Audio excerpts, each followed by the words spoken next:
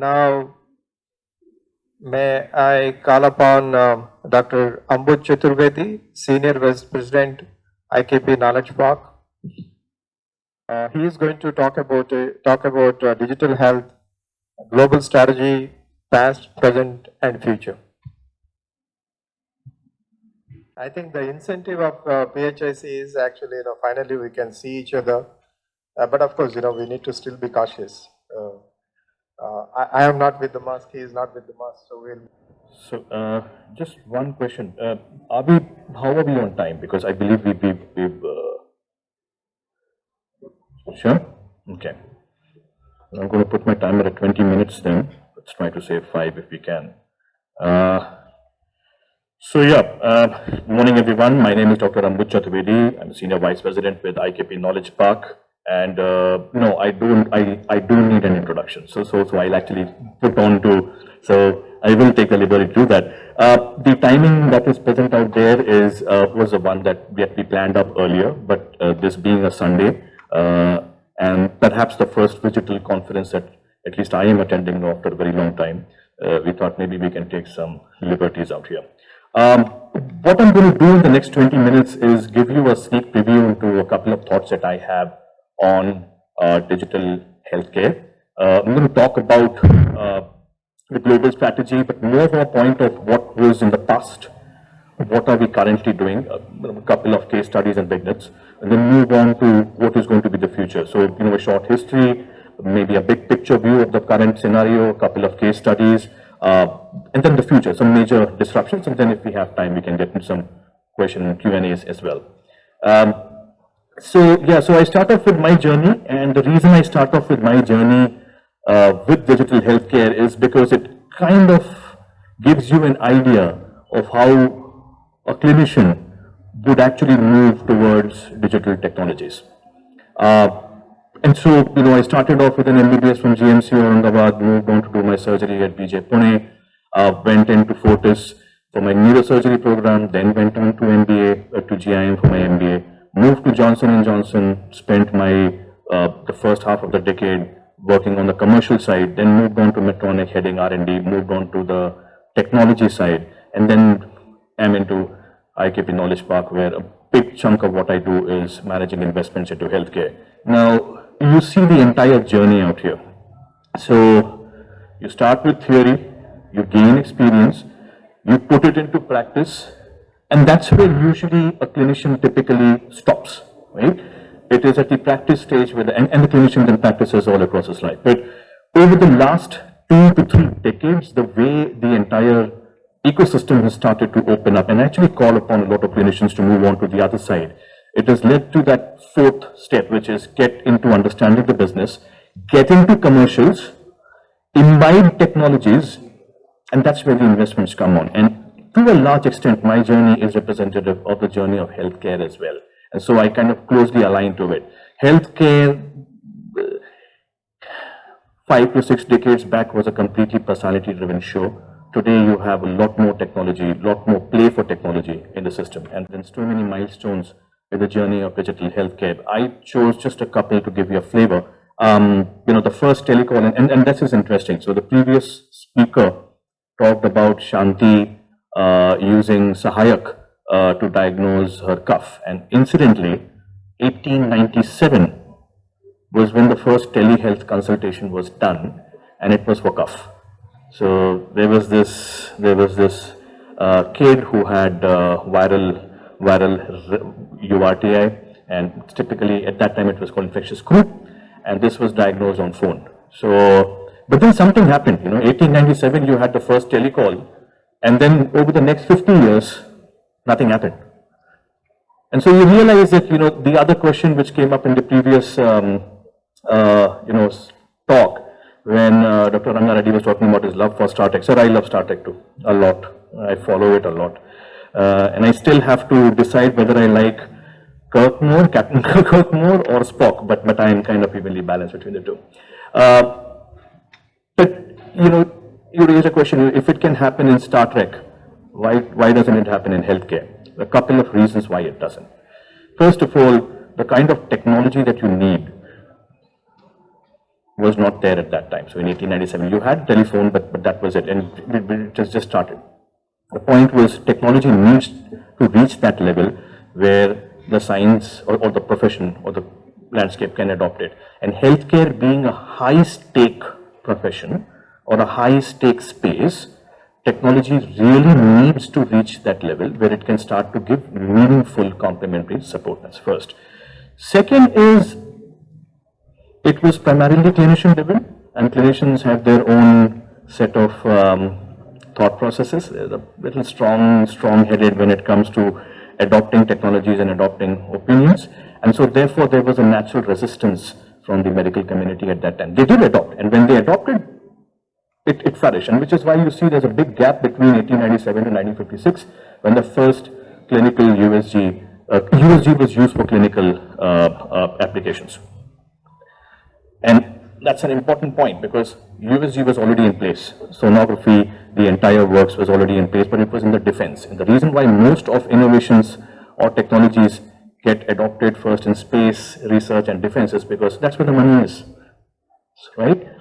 But once they get adopted there, once they get stabilized, that's when they start getting adopted into healthcare. And so therefore, and then, so if you see that there are three lines out there, the first line is all about technologies getting adopted. The second line, if you see, 89, you had the International Medical Informatics Association, the European Health Telematics Association. You see, technology started to get into the system for almost 90 years, 80 to 90 years.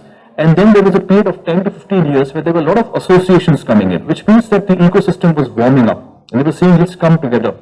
And so that entire decade, if you see, was very instrumental in starting to organizing all the effort towards imbibing technology into healthcare. And then when you move here, post 2000, you see digital therapeutics coming in, the Fitbits. And then in 2017, you actually see the FDA starting its own digital health unit. Now, which means that technology first needs to be developed, then you need a critical mass of people to adopt it, and then ultimately the regulatory allows, the state allows, and which is where, the digital health unit for FDA was a big fillip to the entire exercise. And then COVID happened. And now most of the people have some very negative connotations about COVID, but one thing that COVID did was it really pushed us towards digital healthcare, whether we liked it or not. And so a lot of the barriers, short of saying thanks to COVID, but the point is, yes, it did make us open up our entire views and perspectives towards adopting digital healthcare. The amount of telehealth penetration, for example, over the last 1.5 years has been phenomenal. And so that is where, I put COVID as one of the milestones for digital healthcare because it did impact a lot. But those are timelines. Now here's an interesting model that I would discuss with you. You can call it the Dr. Ambuj Chaturvedi model because this is my way of looking at digital healthcare. So if I want to look at the entire history of digital healthcare, you need to have a model. And this model should not only let us learn from what the past is, look at the present, but also look at how the future will shape up. That's what models do, right? And so if you look at healthcare landscape, there are three themes you can look into, and these three themes, and technology then has three impacts on each of these three themes. And so there are 9 eras. It's a 3x3 matrix. The three themes are diagnosis, treatment, monitoring. So any problem statement, any problem area that you want to live within the healthcare landscape, you can broadly divide them into problem statements related to diagnosis, related to treatment, related to monitoring. Okay, now comes technology. So when technology comes in, technology does three things, stepwise. It first comes in and complements the problem areas and the solutions. So if there's diagnosis happening, if there are problem areas in diagnosis, technology will come and complement the caregiver. The next step will be that technology will be developed enough to compete with the caregiver. And the third stage is when it starts to compensate for the lack of the caregiver and says, you can go up for higher tasks, technology can take care of this. And so if you start looking at this, you actually have 9 eras. That's a 3x3 matrix.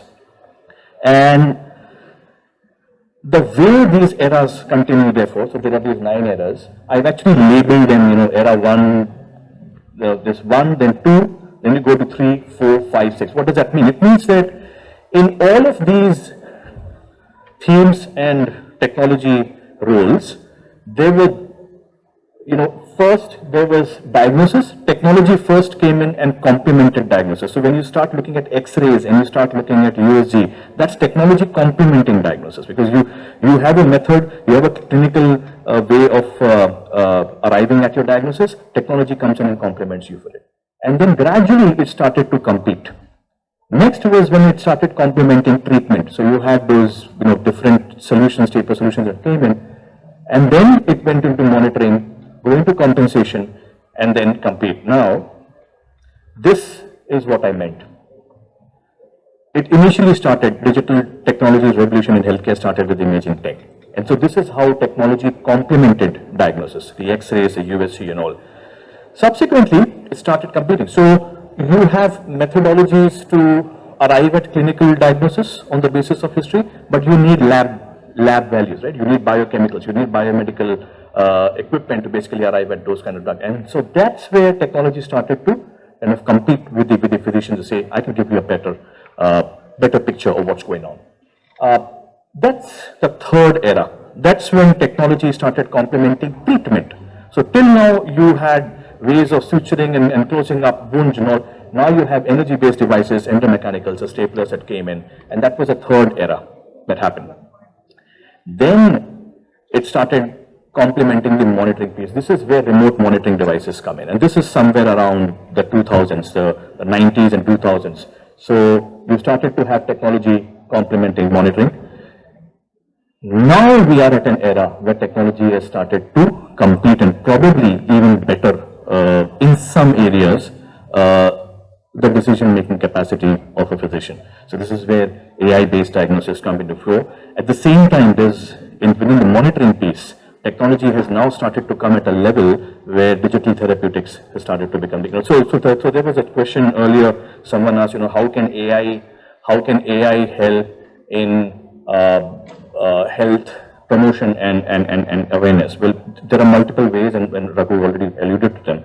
A couple more ways that AI can actually do that is, if I want to communicate this presentation to you versus I communicate to a 5-year-old kid, there's a difference. There's a difference in the language I'll do. And it happens because I'm an intelligent, supposedly intelligent being who understands the difference between these two segments and so modifies my language accordingly.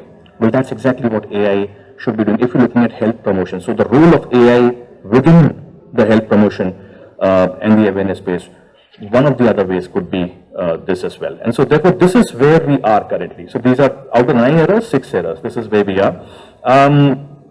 The big picture view, well, this is what the digital health market looks like. Not going to go into the details. It's attractive. That's all you can say. Growing phenomenally well, and more to grow as well.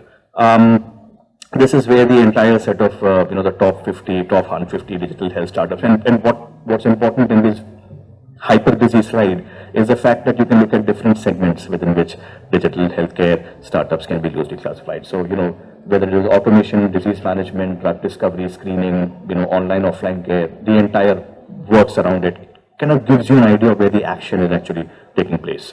I'm going to talk a little bit about deep. So when we talk about the current scenario, we at IKP have an entire program which is focused only on digital healthcare elite enterprise program, and the idea here is to support digital healthcare entrepreneurs, digital health entrepreneurs in their journey towards commercializing and actually scaling up their technologies. And so, a couple of case studies about giving you an idea of what is in store in the present.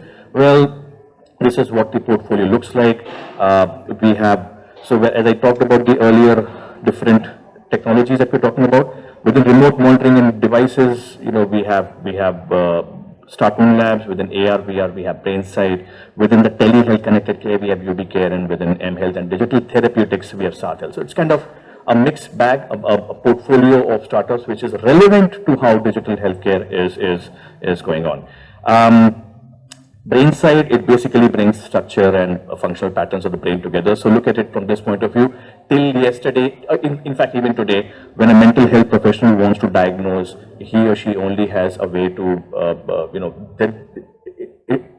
it's a very conversation-based, subjective method of diagnosis. Can you make it more objective? This is where this team plays. UB Care into telehealth, but they're more into doctor-driven specialty care at home. And so you start to see the connection between how care is now moving out from the hospital settings into settings which are more amenable. This is Startman Labs. They basically work on physiotherapy monitoring, and they look at the entire works around saying, can we convert physiotherapy into a more remote care-driven and initiative, and scale up the capacity of the physiotherapist to start reaching out to more and more patients. And then this is Saath Health, personalized community-based interventions. So that question on health promotion and all, these folks are the guys who are basically, they have a digital health platform, it's a health recommender system, and it's a behavior change communication as well. In fact, they've arrived at 6 digital phenotypes. They have a paper published in Harvard Review right now, wherein they talk about different phenotypes and how you need to tailor your conversation on the basis of what kind of phenotype you have. And that's where AI comes into picture. So we are back to the past, short history. 3 themes, 3 ways in which technology can support the themes, and you had 6 eras. What next? So now if you start looking at, those 3 boxes, this is where the next era of digital healthcare could go, at least in my mind. Surgical robotics. Technology till today has been complementing treatment options. Technology will now very soon start to compete. And now when you say compete, what it means is, so surgical robotics, so we all know of Intuitive, at least in the medtech industry. It's been around for more than 15 years, but the impetus that they've received in the last 2 to 3 years is phenomenal. And now you have a dozen more robotic surgery players in the market, and this is where the entire modular option starts to compete. There will be a time when this system not just complements and competes with the surgeon, but actually gets better. We'll get that after this. Now, health concierge and the Alexa piece. So, in the monitoring space, till now the action has been in remote monitoring devices, and digital therapeutics is warming up. Where it could go next is towards, so a typical example would be, I want to talk to a doctor, I want to get relevant healthcare information. Doctor has the most credibility. However, doctor doesn't have the time, and probably not the incentive to spend time with you. He or she would rather spend time on operative procedures, where the real, return on investment sort of is. And so therefore you automate the entire conversation. Imagine an Alexa that you have questions, you have a credible source you can talk to in your language, who understands your language and actually talks to you in your language as per your attitudes, behaviors and beliefs. That's where the monitoring piece will go. And finally, this is my favorite example. I don't have a video right now, but I love to talk about this. So there's this movie Prometheus, I don't know how many of you have seen it, but in that Prometheus movie, there is this, it's a science fiction movie. There is this scene where the protagonist, the lady protagonist, has been infected by, typically in sci-fi movies, when you have aliens, one of them manages to infect you. And then you have to get rid of it. And she enters into a capsule. It's a huge transparent capsule. She enters into it and she programs the extraction procedure. And now there is no such procedure there. So there are all kinds of surgical procedures there, but there is no alien parasite extraction program. So she programs it as an obstetric procedure, removal. And from the time she programs, everything that is happening, the anesthesia, the local anesthesia, the incision, the energy-based coagulation, everything, the extraction, and then the closure is done by the modular robotic arms within that capsule. I know it's a science fiction movie, but I tell you what, I'm a firm believer, and that's one of the reasons why I watch science fiction movies. Somehow they have a vision of the future. I'm an Aquarian, so I actually believe a lot in all of this. And I do believe that that will be the future for digital healthcare. Which brings us to the last question. What about the doctor? The doctor will say, "Agar sab kuch isi ko kar." If everything is done by technology, what am I supposed to do? And here there is a model. So there is a book called Innovator's Prescription. You might want to go through it. It's written more than a decade back by Christensen Clayton. But I read it in my B school days, and it stuck with me for so long. He talks about the different skills that a doctor needs to have to be able to serve his or her patient. And broadly, these are knowledge-based skills, jobs, and then there are intuitive skills. And he says, so for a sick child, for example, the best person who can provide empathy to the child is the parent. But problem is the skill required to follow the rules are the least with the parent. They're the most with the doctor, but the problem with the doctor is the empathy. And it's not that doctors aren't empathetic. It's just that the sheer volume of patients that you're looking at, you can't slice and dice your empathy across. It's virtually impossible. And so therefore, the highest empathy is with the parent at home, but the highest skills are with the physician. And so you start to get a dichotomy here. Now, how do you, so the ideal situation would be get all the skills in the hands of the parent and you're done. But then if that happens, what does the doctor do? So he then built an entire model, and this is how it looks like, the physician's practice. They look at rules-based precision medicine, which is that, if you have a certain disease, I have a diagnostic protocol and I offer you that treatment. There is an oversight of chronic disease. Right? There are protocols for diabetes management, hypertension management. You'll come in, you'll monitor, I'll prescribe, and that's it. And then there is a wellness and practice of intuitive medicine. And what Christensen proposed or hypothesized is that doctors will take their hands off from the rules-based precision medicine and oversight of chronic disease, primarily because technology will take over. Where the doctor will now be required is on the wellness part and the practice of intuitive medicine, which means that you don't take the doctor off, you're just getting him to move higher. So he's moving away from skills-based and repetitive protocol-based work and jobs and skills, and he or she is moving towards the intuitive part of medicine. And I think that is where, so the doctor of the future will be a counselor. He or she will know how to leverage technology. He'll still be in a driver's seat. You have all kinds of systems with the aircraft today, but you still need a pilot in the cockpit. But your aircraft can literally fly on its own. And so that will be the role of the doctor in the future. With that, I came across this quote. I didn't believe it. I fact-checked it on the internet. Apparently, it is true. Apparently, Thomas Edison, more than 100 years back, said, the doctor of the future will give no medicine, but will interest her or his patients in the care of the human frame, in a proper diet, and in the cause and prevention of disease. I kid you not, I searched it 3 times. It's not a fake. So this gentleman actually had the vision to look into the future, and this is actually the future that we are moving towards with digital healthcare. With this, now open to comments and feedback. 2 minutes, 18 seconds earlier. Great, on time. Thank you. I think, I would have sat till late evening actually to go on listening to you. The way you have put the entire gamma of, let's say, 100+ years, the evolution of digital health, I think it made so simple even for novice like me, right? So that's wonderful. And certainly, your framework, which talks about the competence and the compensation and also competing, I think, it makes a real lot of sense. I think going ahead, taking Dr. Ambuj's matrix, I think, is going to be very useful for the digital health, not only enthusiasts, but also the experts who are already working in the field. And the future predictions. I think we share something in common, apart from being doctors and also moved into the industry.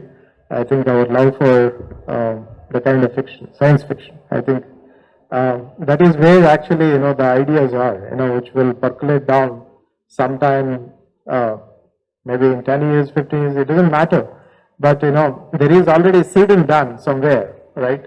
That seed someday it would get into the life. I think with that hope, we would probably take further the session.